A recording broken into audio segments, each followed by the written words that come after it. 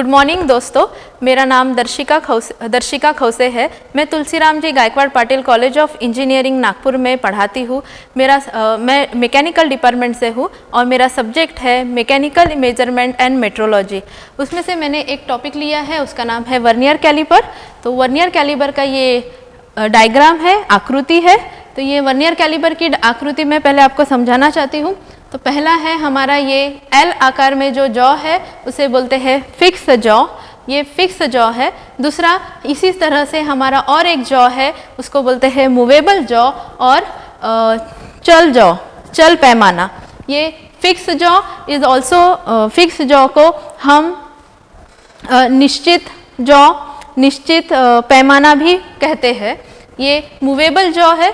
Movable jaw, this point is clamping screw.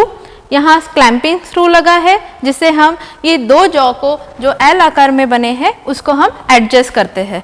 यहाँ उनके division में हमने डिवीजन से हमने यहाँ स्टार्ट किया है।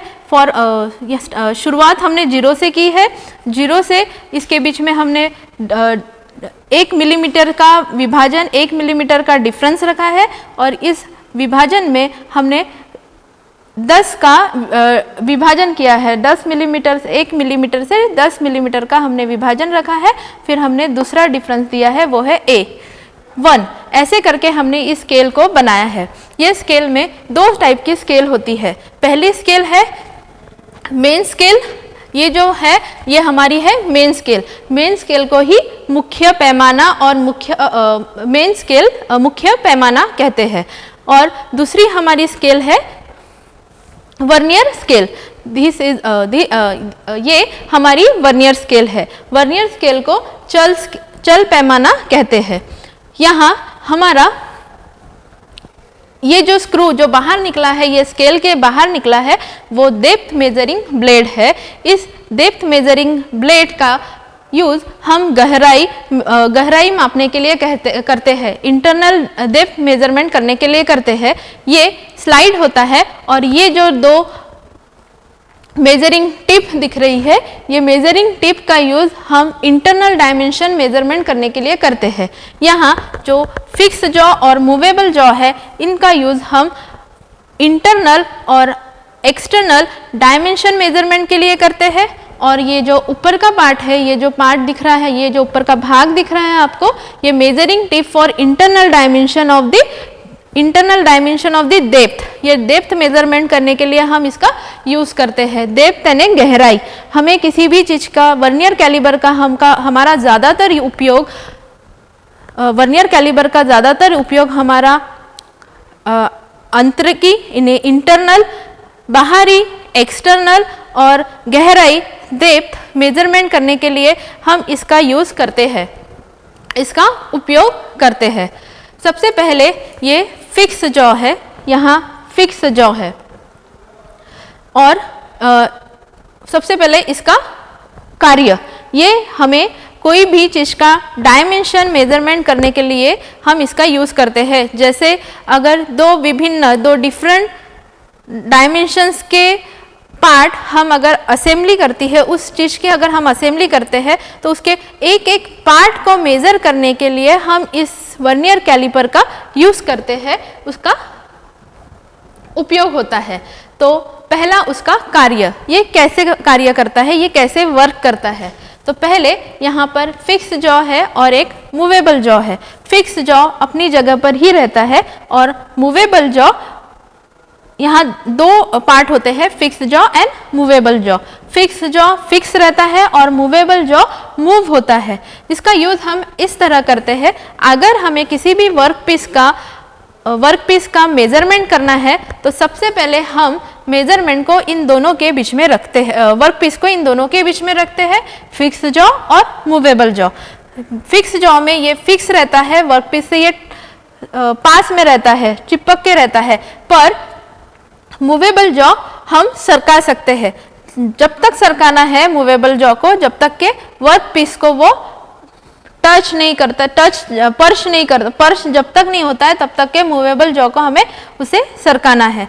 जब ये मूवेबल जॉ यहाँ सरक जाता है तो इसमें हम क्लैंपिंग स्क्रू की मदद से इसको फिक्स करते हैं। इस नट को क्लैंपिंग स्क्रू की मदद से हम इसे फिक्स करते हैं। जब ये फिक्स हो जाता है तो हमें इन दोनों के बीच का मेजरमेंट, इन दोनों के बीच का पैमाना हम मेजर कर सकते हैं। अब ये पैमाना हम कैसे मेजर करते हैं?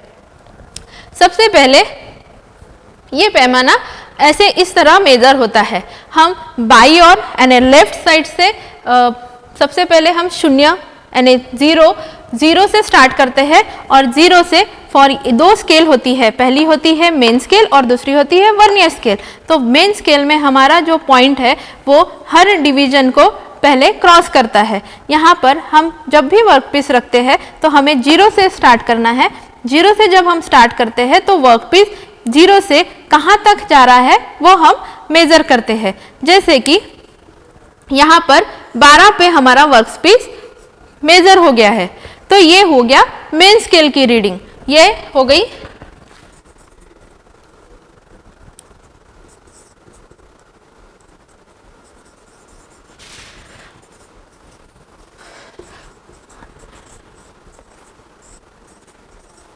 मेन स्केल की रीडिंग। जैसे कि यहाँ हुआ 12 और वर्नियर स्केल में हमें यहाँ से स्टार्ट करना पड़ता है जो कि है नीचे के साइड में, मीन्स लोअर में।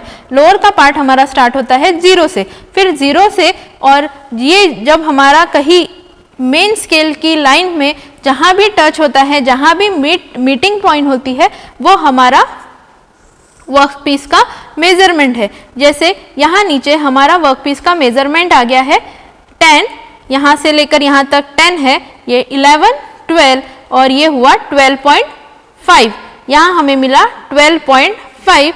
तो हमारा मेजरमेंट होता है लीस्ट काउंट, इसे बोलते हैं मेन स्केल को मेन स्केल रीडिंग, और वर्नियर स्केल में बोलते हैं वर्नियर स्केल डिवीजन और रीडिंग। यहाँ दो नाम बोले जाते हैं, वर्नियर स्केल डिवीजन और रीडिंग। तो हमारा जब मेन डायमेंशन हमें पता चलता है कोई भी वर्कपीस का, तो होता है इसका फॉर्मूला है least main scale reading plus summation और प्लस लीस्ट काउंट रीडिंग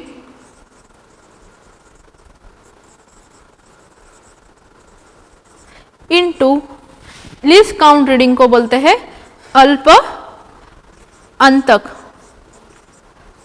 अंतक पठन, और मेन स्केल रीडिंग को बोलते हैं मुख्य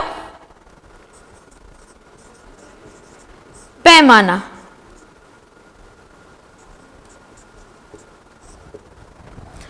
और ये है अंतिम पठन, मीन्स हमें जो हमें रीडिंग निकालनी है। तो मुख्य पैमाना प्लस लीस्ट काउंट रीडिंग अल्पत पठन इनटू वर्नियर स्केल डिवीजन। तो ये हमारा इसका फॉर्मूला हुआ।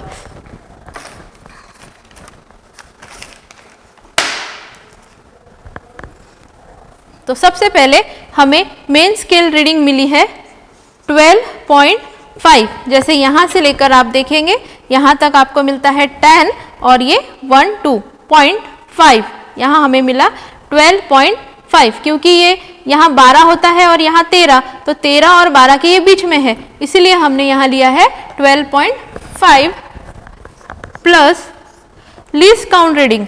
अब हमें लीस्ट काउंट रीडिंग कहाँ से मिलेगी? वर्नियर स्केल से।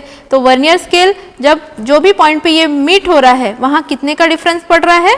0.2 का। तो